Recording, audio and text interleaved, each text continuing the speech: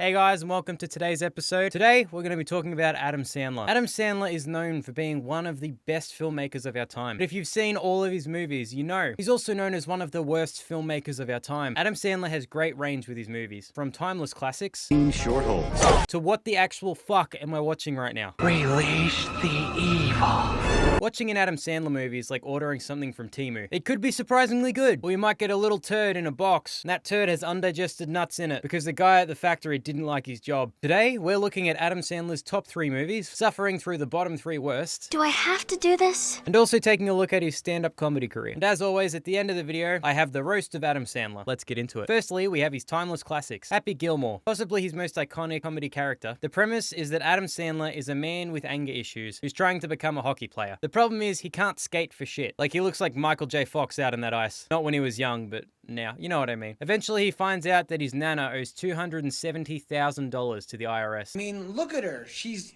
old. You can't just take her stuff. She's too old. And then the bank starts seizing his house. As the mover guys are removing all of their worldly possessions, they decide to take a break, and they start randomly shooting golf balls into the street. Already dangerous, by the way. Like, no one mentions that. They're just pelting rocks across the neighborhood. Like, oh, it's fine. They seem like nice guys. Then Adam Sandler comes over, and the guys bet happy that he can't hit it further than them. And then he sends his ball absolutely flying straight through the neighbor's window. Then the neighbor comes out, and he's screaming and stuff. But we don't like him because he's angry. So Happy shoots again.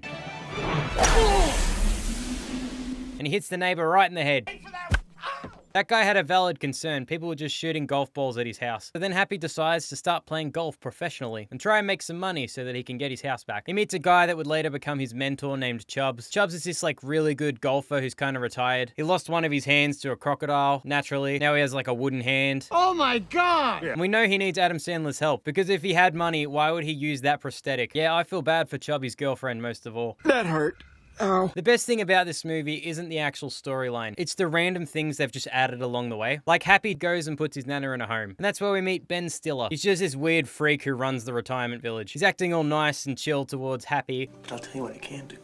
I can take extra special care of that young lady over there for nothing. And the second he leaves, he turns to the nana. Trouble me for a warm glass of shut the hell up. He's just making a sweatshop out of old people. It's fucking awesome. Well, this is handmade quality shit we're talking here. So unnecessary, had nothing to do with the movie. It's hilarious. There's another scene where Bob Barker, you know the guy from The Price is Right? He just starts beating the shit out of Adam Sandler. The price is wrong, bitch! Also, the main protagonist, his name's Shooter McGavin. He's like a pro golfer and he does this douchey thing where he just like shoots the hole after he putts it.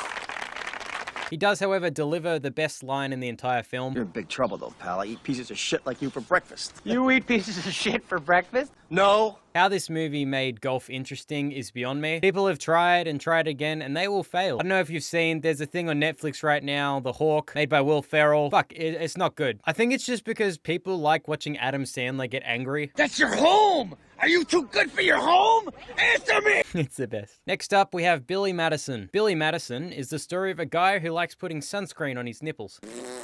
Smiley. He's insanely rich. Well, his dad is. And eventually, his dad decides that he wants to retire and hand over the company. But he can't hand it over to Billy because Billy's a half-wit. And he keeps seeing imaginary penguins everywhere. Billy never passed high school because his dad just kind of paid off all the teachers to pass him. So then Billy decides to strike a deal with his dad. If he went back to first grade, where he belongs, and worked his way all the way from 1st to 12th, he gets the company. Otherwise, it's going to go to this tool bag. So then he goes to high school and he passes a few grades. Every time he passes a year level, they have these giant parties. And if you smash the piñata, there's cool stuff like a golden Rolex in there. Yeah, I probably would have been friends with Billy Madison too. But that's also how he meets his future girlfriend, who's also his 6th grade teacher. Is it weird that it's his teacher?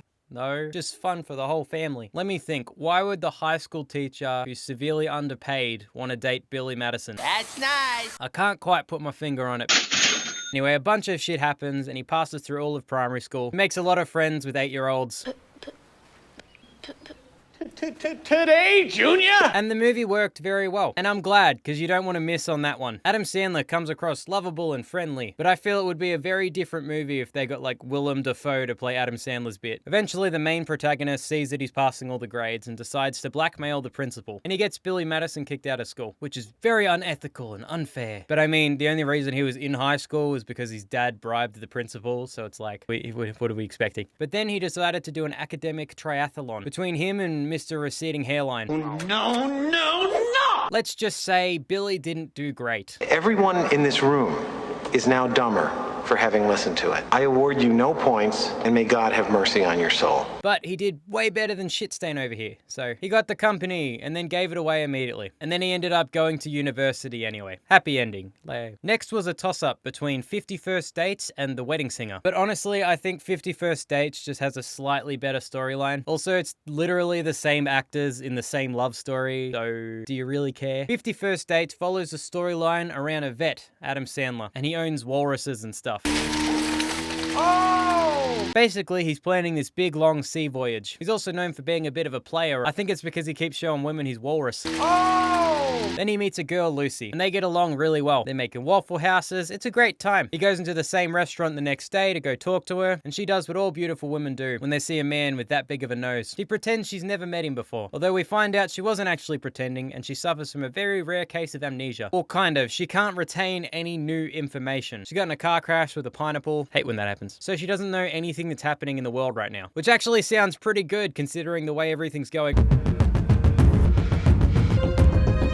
The McSmart meal at McDonald's is going to be cancelled as of 30th of June 2026. So then he's like, look, I have unlimited attempts to ask out this girl. I can make her fall in love with me every day. And even if he shits the bed, the next day he wakes up, he's got a fresh set of sheets. But her family's dedicated a lot of time to just resetting that day for Lucy. They've got the same day newspapers, the same pineapple. Lucy paints this wall every day, so they paint over it with white paint. By the way, that just seems way harder than saying, hey, we don't need that wall painted today. Anyway, she ends up dating him every day, falling in love with him, but the next day she cannot remember him. Eventually she finds out that he was planning this long sea voyage and he can't go because of her. She was keeping down all of her new memories in a journal, so she removed every page that had him in it and told him he should go on the voyage. So he leaves. He doesn't even get out of the marina before he turns around. I know, whipped, right? Fucking puss. What an asshole! He then goes and meets up with her and he confesses his love. And she remembers him. Then she wakes up on a boat on a sea voyage. Then she goes outside and meets her daughter for the first time. And she starts crying. Not because she has a daughter. She's so happy her daughter didn't get Adam Sandler's nose. I would like to give a special mention to the movie Click. The premise is basically they gave Adam Sandler a remote that can fast forward through time. He skips through all the boring and hard bits of his life. It starts really immature with like fart jokes. Then it just becomes an unexpected tale about mortality. It was also an excuse for Adam Sandler to play with his flabby bits on screen. If you'd like to see any of Adam Sandler's serious performances, he was in Punch Drunk Love, Uncut Gems, Hustle. I don't know how I feel about Adam Sandler in dramatic roles. Like his movies have made me cry. That's just because I was watching Jack and Jill. That brings us to the segment, The Worst of Adam Sandler. Jack and Jill. Known for being more disturbing than the human centipede, Sandler plays himself and his own twin sister. And yes, they didn't use a drop of makeup. Cause yeah, just chuck a wig on him, that'll do. No, leave the Adam's apple. It's part of her charm. Jill comes up to stay with Jack, and then we get a deep dive into what it would be like if Adam Sandler was a woman. Like she starts online dating, and the guy she's going out with turns into a ninja halfway through the date. There's this really nasty scene where she gets out of bed and you can see the sweat outline where she was sleeping.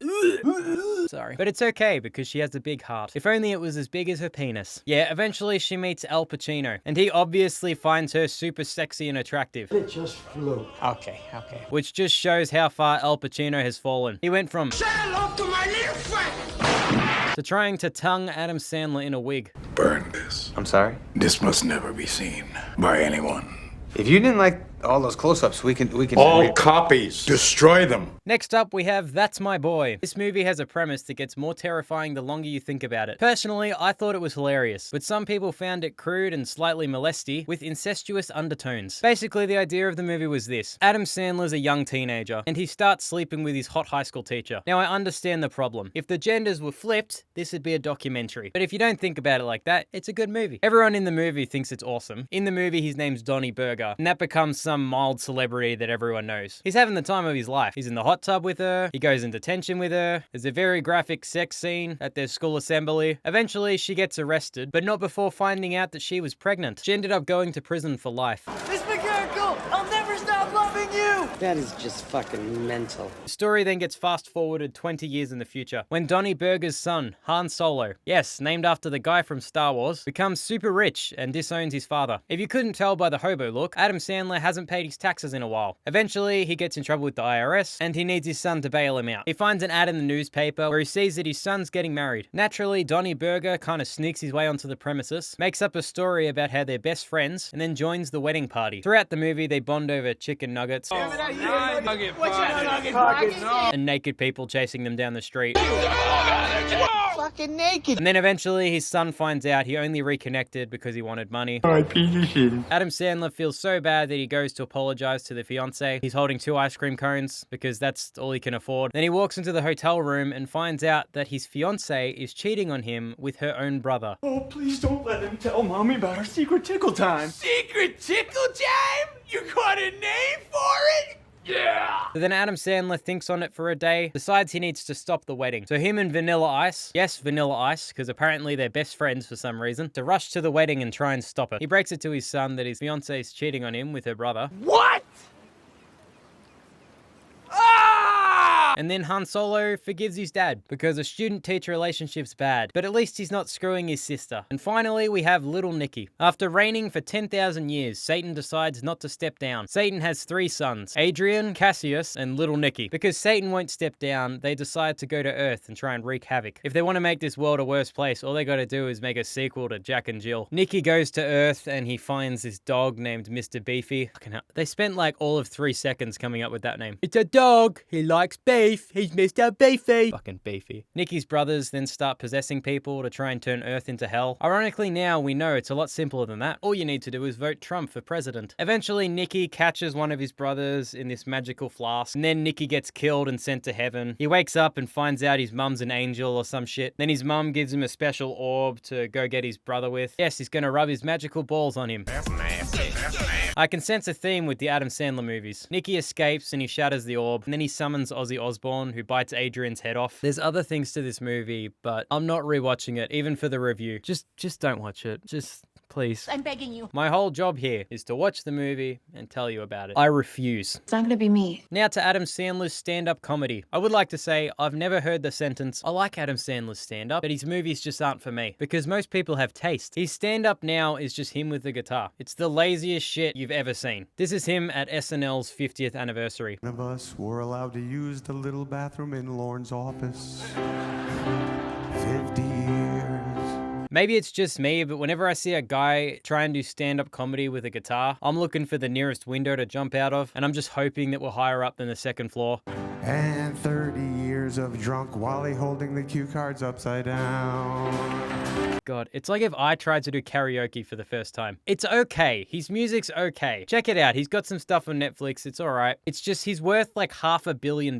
I've looked into his early stand-up. Now that stuff I like. I finished a big book the other day, 421 pages. That's a lot of coloring, you know, when you think about it there. He looks really shy and jittery. He's like a dog who's just been neutered. It looks like he doesn't like people right now. She wears glasses. Then when she reads, she doesn't need them anymore. She takes them off, puts them on top of her head, forgets they're up there. She lives down in Florida. Every time she goes outside, a little fire starts in her head. I love Adam Sandler's movies. I think they're amazing. He's a fantastic comedy actor. He's done over 60 movies. Some of them are going to be good, some of them are going to be shit. But regardless of that, the Sandman is a legend, and he deserves respect. Respect. Now, with that being said, it is time for me to roast Adam Sandler. So without further ado, this is the roast of Hollywood's greatest rom-com actor, Adam Sandler. No one has done more for Rob Schneider's career than Adam Sandler. And that includes Rob Schneider. Adam Sandler dresses like a 16-year-old girl who's wearing her boyfriend's t-shirts. He's worth hundreds of millions of dollars, and he still looks like his mum's put a packed lunch in his school bag. Adam Sandler has a very good range of serious movies. And by that, I mean they range from shit to fucking shit. Adam Sandler's known for his comedic performances with a guitar, because it's nicer to hear the sound of music than the lack of laughter in the crowd. It's nice to see that there is a man from Hollywood who has one true love. No, not his wife. I'm talking about Kevin James. Adam Sandler once starred in a movie called Don't Mess with the Zohan, which is probably the worst thing to happen to the people from the Middle East since ISIS. The truth is, Adam Sandler's made masterpieces, disasters, and a bunch of films that appear to be tax-deductible holidays. But after decades of terrible reviews, he's still loved by everyone because he's comfortable being himself. Unfortunately, sometimes himself produces Jack and Jill.